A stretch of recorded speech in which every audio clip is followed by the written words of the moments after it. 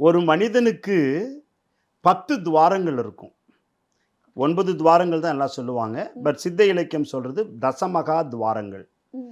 கண் 2, ம். மூக்கு 2, காது 2 6, 6, வாய் 1 7, 7, தொப்புள் குழி 1 8, 8, பிறப்புறுப்பு 1 9, 9, மலதுவாரம் 1 10. 10.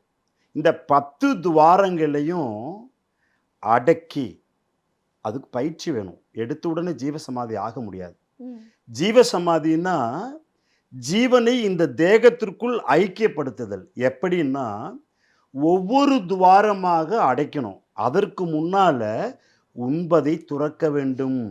குடிப்பதை துறக்க வேண்டும். சாப்பிடுறத விட்டுறணும். ம். தண்ணீரில், காற்றில் உயிர் வாழ்ந்துகிட்டு இருக்கணும். ம். அப்ப மலஜலம் கழித்தல் நின்னு போயிடும். நின்னு போயிரும். தண்ணிய குடிச்சோம்னா ஜலம் கழிக்கிறதும் நின்னு போயிடும். ம். அப்புறம் இந்த உடம்பு தூய்மையானதாயிரும். ம். கழிவுகள் இல்லாத, நச்சுக்கள் இல்லாத தேகமாக மாறும். ம். இது எல்லோராலும் செய்ய முடியாது.